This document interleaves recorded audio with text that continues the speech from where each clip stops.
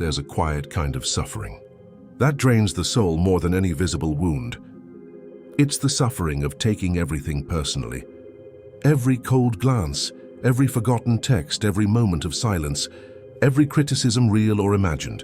It seeps into your mind like smoke through cracks. What did I do wrong? Why don't they like me? How could they treat me that way? And before you even realize it, your peace is no longer yours. You've handed it away. Piece by fragile piece, to every careless word, every shifting mood, every passing stranger. Marcus Aurelius, emperor, philosopher, and one of the last great Stoics, understood this trap better than anyone. He ruled an empire, faced betrayal, illness, war, political scheming, and yet he remained calm, rooted, unshaken. How? Because he mastered a timeless truth. You have power over your mind, not outside events. Realize this, and you will find strength. The world is not against you.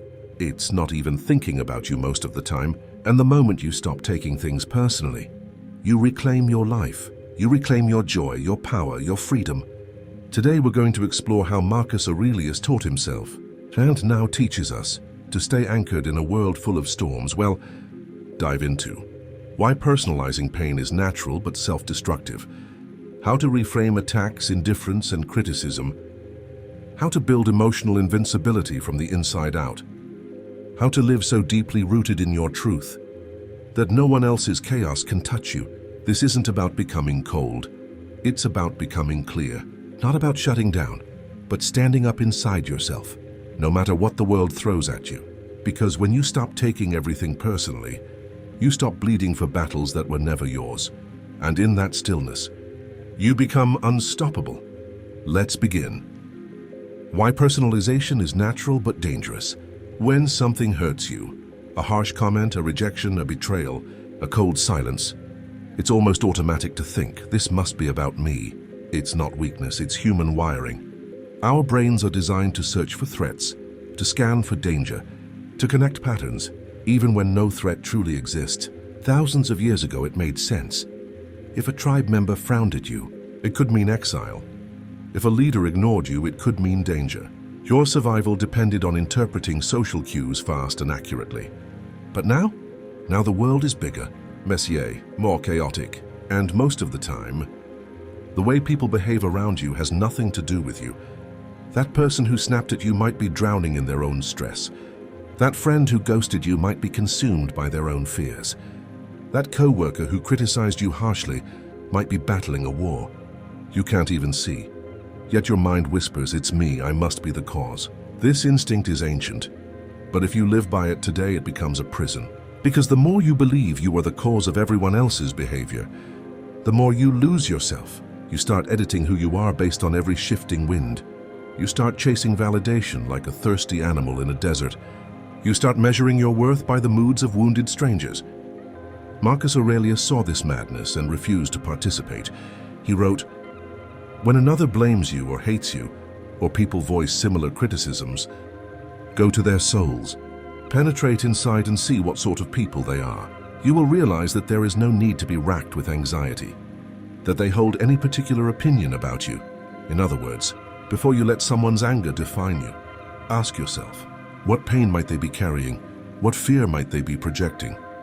What wound might they be leaking onto me? And more importantly, even if it is about me, do I need to accept it as my truth?" Freedom begins not when others treat you perfectly.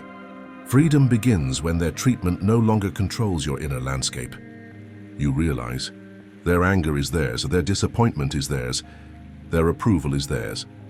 You reclaim the sacred ground of your own mind. You stop living reactively, you start living rooted. You stop being a puppet pulled by invisible strings. You start becoming the calm in the storm, and in that calmness, you become untouchable. Not because the world stops trying to hurt you. If this content is making sense to you, then click the subscribe button and subscribe to the channel.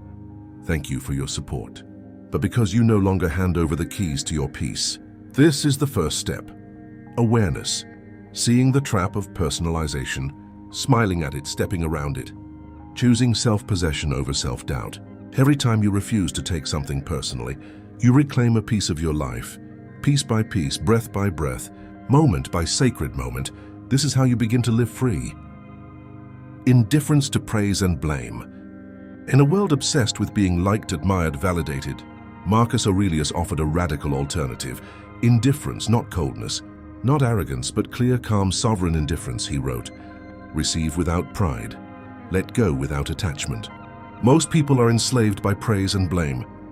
When someone praises them, they soar. When someone criticizes them, they crumble. Their sense of self is a feather in the wind, tossed around by every passing opinion. But Marcus understood. If you live for praise, you will die by blame. Both are chains. Both make your peace dependent on something you cannot control. The ever-changing moods and projections of others. And here's the brutal truth. Most praise has nothing to do with who you truly are. Most blame has nothing to do with who you truly are. People praise you because you reflect something they admire in themselves. People blame you because you trigger something they reject in themselves. It's not about you. It was never about you.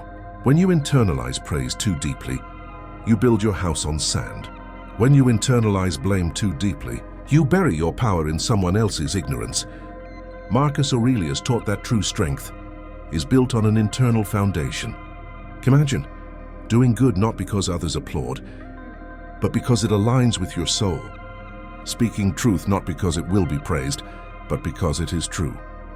Walking your path not because others understand it, but because it is yours to walk. This is the Stoic way. This is the sovereign way. Praise is fleeting. Blame is fleeting. Your soul is eternal.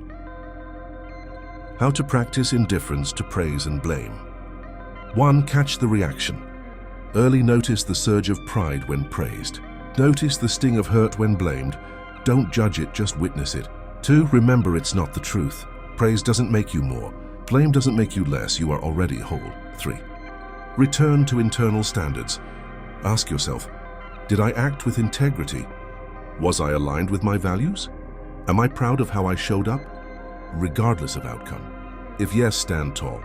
If no, adjust, not for others, but for your own soul's evolution. 4. Bless and release. Accept praise and blame with equal grace, and let them pass like weather across a mountain. You are the mountain. You are not the storm. When you stop clinging to praise, when you stop fearing blame, you become something rare. You become ungovernable by the opinions of the world. You become, in the truest sense, free. Recognizing triggers and staying centered. Awareness is your first sword. Choice is your second. If you want to stop taking things personally, you must become a master at recognizing your triggers, because it always starts the same way. A quick tightening in your chest, a flash of anger, a sudden sinking feeling, a wave of shame. Before the story even forms, your body knows. If you can catch the trigger at the body level, before your mind builds its story, you can change the entire outcome. How to do it? 1. Notice the physical signal. When you feel triggered, pause. Where is it in your body? Tight throat, racing heart, tense stomach? Breathe into it, don't judge it, just notice. 2. Label it without story. Instead of thinking they disrespected me, say inwardly, this is hurt, this is fear, this is shame. Naming the emotion breaks the spell. It reminds you, I'm experiencing a reaction. I am not the reaction itself. 3. Ask the grounding question. Before reacting, ask, even if their action hurt, does it truly define me? Most of the time, the answer will be no. Their mood is not your mirror. Their reaction is not your reality. 4. Return to the center. Breathe. Drop your awareness from your spinning mind back into your body. Anchor yourself in the truth that remains unshaken. You are whole. You are worthy. You are sovereign. Nothing external can strip that away, unless you hand it over. Building an internal locus of control. Most people live like this. If they're praised, they feel good. If they're criticized, they feel bad. If the world is kind, they open their hearts. If the world is harsh, they close them. Their emotions, their peace, their very identity are tethered to forces they cannot control. Marcus Aurelius knew this is no way to live, because the world will always be chaotic. People will always be inconsistent. Life will always be unpredictable. The only true power you have is over your inner world, he wrote. Very little is needed to make a happy life. It is all within yourself, in your way of thinking. The Stoics called this concept an internal locus of control. It means your peace is yours, no matter how others behave. Your worth is yours, no matter what others say. Your choices are yours, no matter what others expect. 1. Shift from outcome to process. Instead of chasing results, I must win their approval. Focus on your action. I will show up with integrity, regardless of outcome. You control your effort. You don't control how it's received, and that's enough. 2. Detach identity from external validation. You are not your successes. You are not your failures. You are not your reputation. You are your character. You are your intentions. You are your soul's alignment. Nothing external can upgrade or downgrade that truth, unless you let it. 3. Master the inner dialogue. Every time the world pushes you toward reaction, speak to yourself internally. Their actions reflect their character, not my value. Their approval or disapproval changes nothing about my path. I choose peace because it's who I am, not because others deserve it. 4. Redefine winning. Winning is not getting everyone to like you. Winning is remaining rooted in truth, regardless of how others react. Every time you choose internal sovereignty over external drama, you win. Every time you protect your peace over defending your ego, you win. Every time you choose calm dignity over reactive chaos, you win. Marcus Aurelius was surrounded by chaos, political backstabbing, plagues, war. And yet, in the midst of it all, he found peace. Not by controlling the empire, but by controlling himself. You can live the same way. You can walk through a storm untouched by the rain. You can walk through a world of noise and hear only your inner knowing. This is not fantasy, this is practice. This is freedom. And it begins every time you choose, I will govern myself, not the world. And in doing so, you will find a strength no one can give you, and no one can take away. The world will not stop being messy. People will not stop being inconsistent, fearful, petty, broken, beautiful, brilliant. The winds of life will always blow, sometimes warm, sometimes cutting. But you are not the wind. You are not the storm. You are the mountain, the one who remains steady when others sway, the one who remains kind when others lash out, the one who remains true when others betray their own souls. You were never meant to be understood by everyone. You were never meant to win every approval, every heart, every argument. You were meant to become someone whose peace is not up for auction, to become someone whose worth is not a referendum held by strangers, to become someone who can love fiercely without needing permission. Marcus Aurelius didn't find peace because the world was kind to him.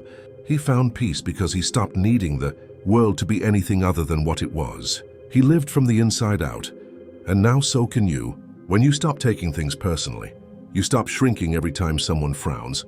You stop contorting your soul to fit broken molds. You stop leaking your sacred energy into battles that are not yours to fight. You start choosing. You start commanding. You start walking through life with quiet, unstoppable power. A calm that can't be provoked. A joy that can't be stolen. A worth that can't be questioned. This is your birthright. And the journey doesn't end here, because next, Marcus Aurelius shows you how to end suffering at the root and rise above it forever. Keep watching. Depthoria is just beginning.